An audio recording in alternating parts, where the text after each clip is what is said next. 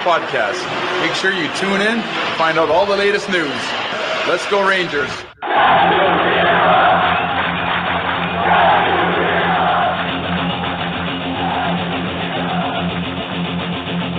Blueshirt Underground, motherfucker!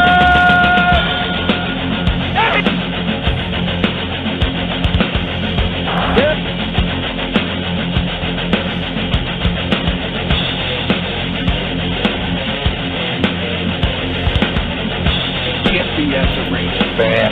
BS arrangement bad.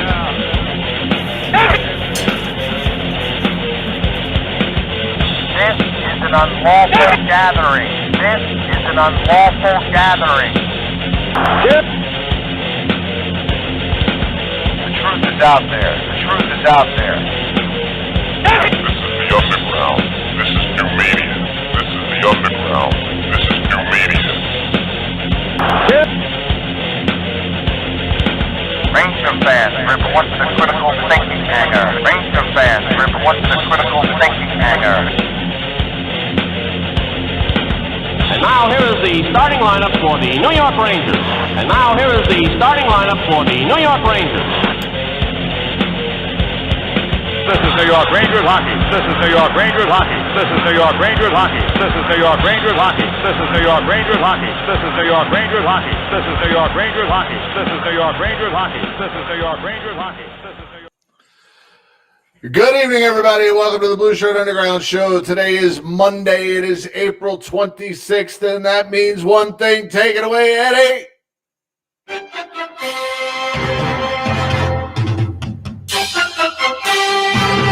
How could a team be 7-2-1 in its last 10? How could a team at plus 33 in goal differential looking outside of the playoff picture at the window, us fans just peering in, please let us in, but no dice. The playoff structure is ultimately buffooned up this year. But I'm going to tell you one thing. The youth, plus Mika Zibanejad, going to be known around here as Mr. Hat-Trick, third hat-trick. Things are bright, but playoff hopes look bleak. We'll discuss that and more when me and Giff and who was the other clown? Dandy Don. Talk it over in our personal hot tub in Beverly Hills. Now, the great James Schraderberg. Good evening, everybody. So here we sit. The tease is on. Is my sound okay? I tried to fix it. I saw you guys were. It's good. I saw they said I was echoing in the beginning, so I reset my microphone. Hopefully it's okay now. If it's not, good night, everybody. It sounds good to me. And I see Gus is talking about the Ute. And the Ute is making me smile from ear to ear. But I don't know. I feel like we should be in the playoffs, but we're not. But I didn't expect them to be in the playoffs. Anyway, we'll talk all about that. But, yes, it's good to see you, Jim. Good to see the standing room crowd. The VIPs are here. Chris the Meat, Gruntilda the Hut, Blue Shirt Buddha's here. I mean, this is standing room only. SRO, Chef Frog, Gus, Jonathan Riggs, Rolo the 9th, Tippy Hedren the 6th. So I'm just making things up. Patty Duke is here as well. I'm still talking in the Howard Cosell voice. I have to break out of that. We're 4 points out, boys, but I'm telling you, it's a tough mountain to climb. But Jim, can you hear me? Yeah, I can hear you. Okay. So take it away, Jim. Excuse me. I apologize. I'm a little under the weather tonight. My voice is because since I did a show on Friday, my show, I think it's because of the change of the weather and stuff. it hasn't come back in full force. So I'm a little squeaky tonight. Takes longer. Well, I've had since this started Saturday, but today it's gotten much worse. I've had a ringing in my ears, well, mostly my left ear. And today it's gotten progressively worse. And I can barely hear out of my left ear tonight. And when any sound comes back through my headphones, it's like it's really, I don't know how to describe it, but it's really pronounced in my left ear. So I don't know what's going on. Well, you can always take the left side off, maybe. I might have to. So yeah, I don't know if I've got an ear infection going on or if I'm or I don't know what's going on. Anyway, you got an upper body injury. Upper body injury, yes. Like our Jacob Trouba, who continues to be out, and the Rangers continue to somewhat fumfer on defense. Keandre Miller needs a night in the press box, my friend. Hate to say it. I know he's everybody's darling. But his game has slipped. The mistakes are piling up. He made some colossal mistakes in the last couple of games. But it's almost like, I know you guys are not going to like this from me. I don't think Jim has. I've kind of given up on the Rangers' playoff chances. It would be a wonderful surprise if they make it. I'll be right. But I really don't think, being realistic, that it's going to happen. So I'm not like, oh, he's got to spend the night in the press box, as you suggested, which he might have to as well. I mean, but I'd rather see him. I'm more concerned about the progress and the playing time. Maybe the fact that he's not playing with Trouba could be affecting his play. Yeah, I think he was sliding before Trouba got hurt, but I think it's gotten more pronounced now that he's out there with Brendan Smith, or one game was Potato. I just, he needs work. But I just think maybe he's hit a bit of a rookie wall. They all hit it except for Adam Fox, who's an anomaly. What an anomaly! Yeah. Is he continue? I'm more concerned about him getting the Norris Trophy than I am the Rangers making the playoffs. I think you need a little bit more time in the league to get that. You think so? You think that's gonna hurt him in the voting? Yeah, but he's putting up stats that are just. I mean, it's been a long time since I watched Brian Leetch in his rookie year and his second year, but I don't remember a guy. I know Leetch was fantastic, but Adam Fox is, and I'm saying overall that Leetch is Fox is better than Leetch. I'm not saying that. I'm just saying Fox is in on everything. Yeah. When the Rangers get a goal, he's getting an assist. I mean, and it doesn't look like it's a flash in the pan, like he's. I just think I don't think he's going to become Brian Leetch. He's probably going to become a different kind of player, But offensively, I mean, he's a wonderkin. He really is. I mean, there's no doubt about it. There's no, we always worry about the future, but right here and now, he's one of the best defensemen in the league. And I think it has to be acknowledged that the progress he's made in 1 year is astounding. Absolutely. I mean, absolutely. Seems like the 2 or 3 assists a night that's just become common. Yeah, like it's just, and it's always like he makes a really smart play to start it off, or he's in the zone, he scores a goal, he's just has a natural way about him, and. So I really am so excited to see that. I've been really happy about the Rangers. I mean, especially the last game, in which was what we're kind of like in our dream Ranger world, the season would start like. Kakko has 2 goals, Lafreniere has 2 goals, All the kids are playing well. And it just took a long time for that to kind of happen.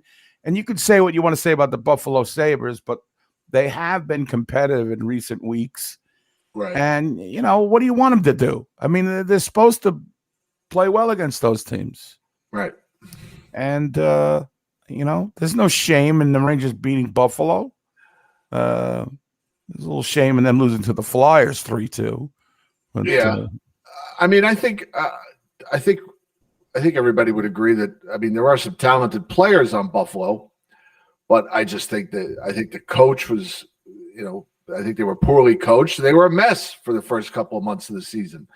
They got a new coach with a new attitude, and it was a fresh start. We've seen it 100 times in sports, not just hockey, and it's made a difference. And he's got them playing. I don't want to say well, but he's got them playing better. They're no easy out for anybody. They're competitive now. Yeah, they're no easy out for anybody. It's not just the Rangers they're giving trouble to. They gave Boston. They beat Boston, didn't they? Just the other night. I believe so. Yeah. Yeah. They're 500 over their last 10 games, which is certainly an improvement. It beats being 0-9-1 like those Colorado Rockies from Newark. Oh, they're bad. Thank God we got through that without a loss. Thank God. And that's tough to do. That's tough to do to win 4 straight games. It is. And it got harder and harder as that series went on. Yeah. The games got tighter. They got tighter. But you talk about the Devils and, just their future. Their number one picks are not. Listen, I know Jack Hughes might become something, but how about these picks they had with Pavel Zacha and Nico Hischier? These guys are nobodies. They're not. I don't see them progressing, these guys. And I know Zacha was hurt a lot. They certainly don't have the youth and the promise that the Rangers keep bringing up these guys, every one of them. Zach Jones. Come on, the kid looks good. He's pretty good. Yeah, I think his mom drives him to the games, but he's got to put a little weight on as well. I thought Quinn did a good job of them in the first game, kind of just throwing him out there sporadically, not overdoing it, right? Easing him into the game, and let me see, that was the Flyers game, right? So that was the first Flyers game he played, right? Right. And then the second Flyers game he had, what were his minutes? Second Flyers game, he had 13 minutes, still least on the team, but not bad for second game of your career. And then last night he got an assist last night. Yes, he did. His first NHL point, and he had last night he had 12 minutes. So raise your hand if you forgot the game was at 6:00 last night. I did not. I was in Howard Beach. I have DVR'd the game. I remember it at about 3 minutes to 6. We were still in the car coming back from Jersey. We were about 10 minutes from home, and I said, "Oh shit, the game starts at 6." So we watched the first couple of minutes on my phone, and then it was fine. But I did forget at the last minute that the game was at 6:00. I think at one point, and correct me if I'm wrong, in the beginning of the season, it was either me or you or some of the fans were saying the Rangers were boring. And I think the Rangers are, at this point, are the antithesis of boring. That was me. I thought they were boring. Well, they were boring. They were boring. Yeah. Yeah. They've gotten much better.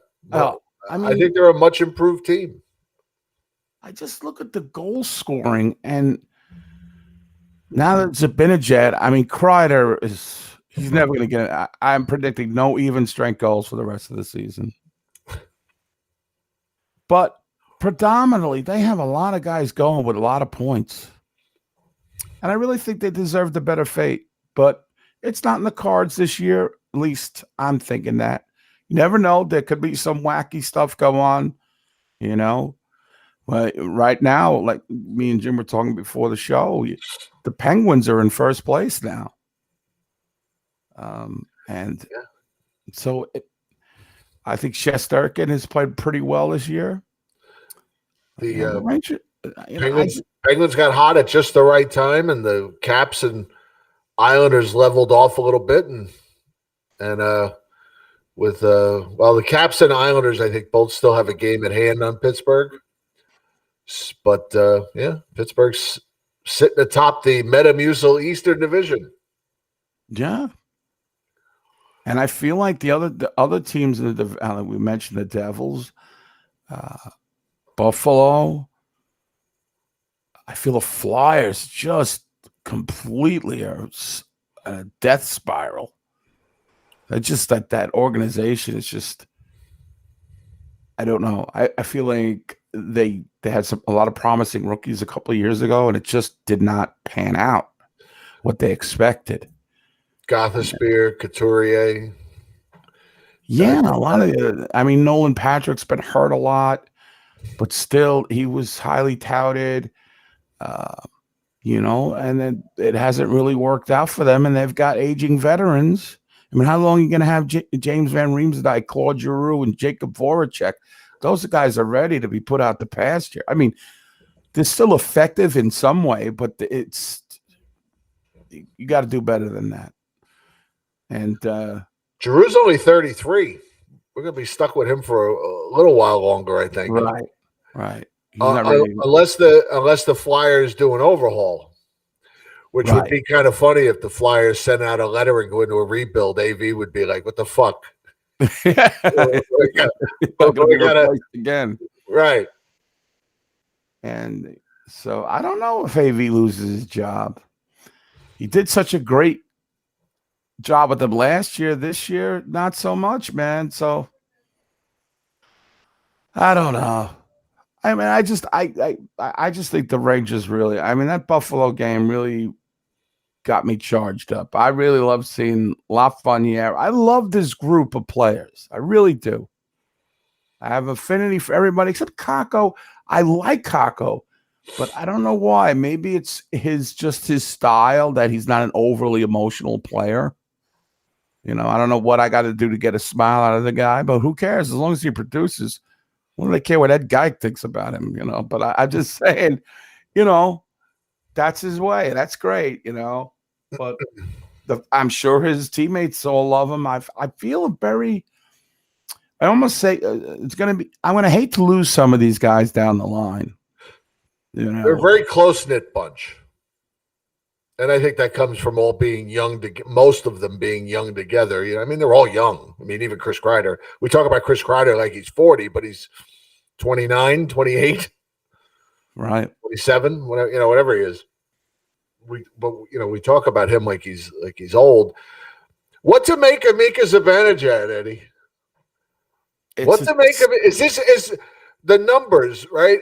What are the numbers for Mika? What are we at now? He's got 19 goals, I think, something like that. 19 goals, 26 assists, which gives him 45 points in 49 games.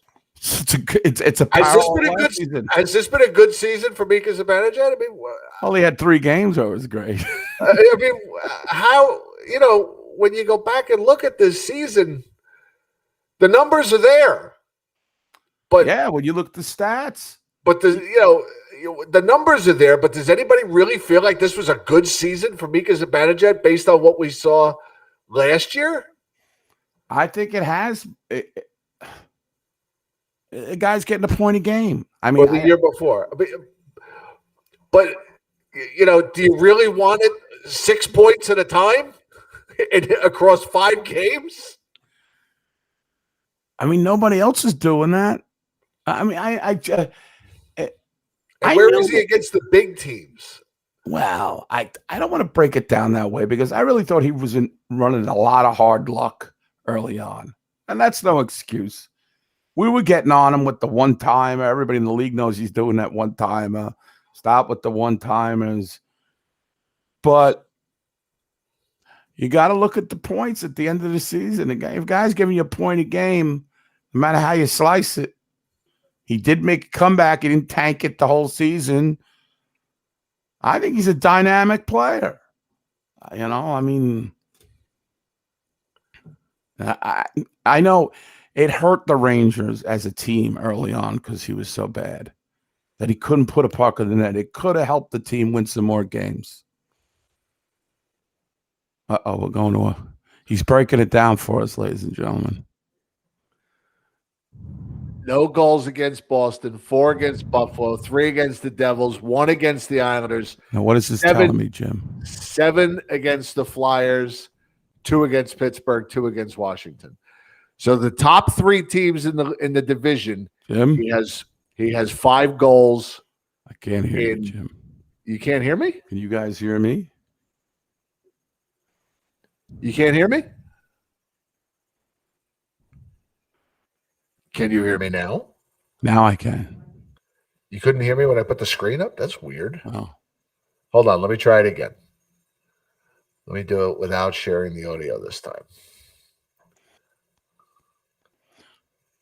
Now can you hear me? Yes. Now can you hear me? Can I hear you now? Yes. Can you? Now I can't hear you.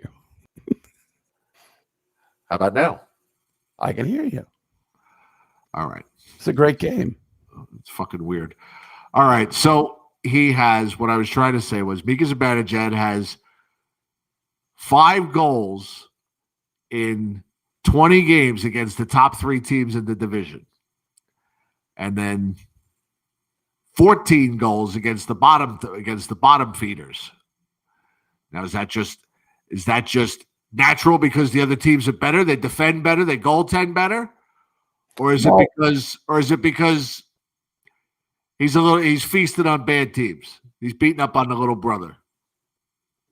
Well, I mean, if the Rangers were on par with those top 3 teams, I would say, yeah, he's feasting, but the Rangers as a team aren't on par with those teams. Look at Panarin. We'll see what Panarin's breakdown looks like. As a matter of fact, I saw this stat. Since Panarin has come back from the little dance he did with Putin, yeah, the Rangers are 15-6-3. It's not shabby. Not shabby at all, man. Need that Panera.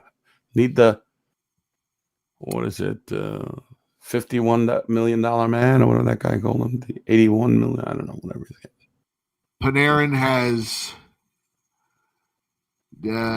7 goals against the Islanders, Penguins, and Capitals in 7 goals in 18 games, but also has 16 assists. Yeah. And he's 3-7 against Buffalo in 6 games. He has 10 points against Buffalo. Only 1 point in 2 games against Boston. So.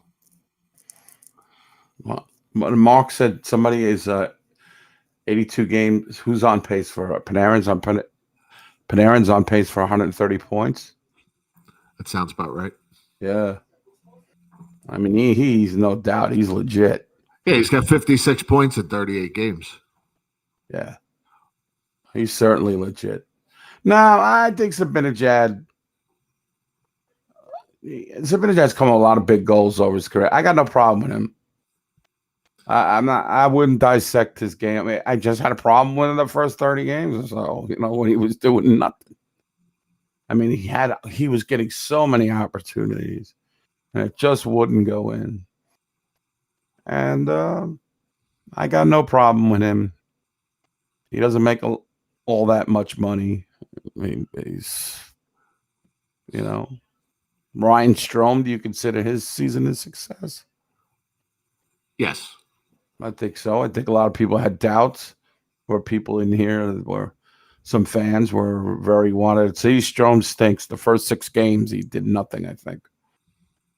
Yeah, the first couple of games. I love the youth. We didn't see much out of anybody the first couple of games. No, you're right. Again, with the bad starts, I know there was no training camp and kind of had to hit the ice with, hit the ground running, so to speak. But it was a very strange. I'm not doing the season recap tonight. I'm just saying that I'm very happy in the direction they're going. I really am. I think they're very, to use the word, blessed to have such good young talent that looks like it's going to be. They got futures in the NHL. Yeah. And then there's going to come a point where they're going to have to start managing these assets. Who gets traded? Who gets signed? Especially on defense. This isn't like 10 years ago or 8 to 10 years ago when we were banking all of our rookie hopes on the emergence of Artem Anisimov, who was an okay player, is a good player, but he's not a franchise guy. He's not a difference maker. He's not going to be that, right? Or one of your favorites, the great Evgeny Grachev. Oh, please. I love any Russian player. But he was another guy that got a lot of buildup back in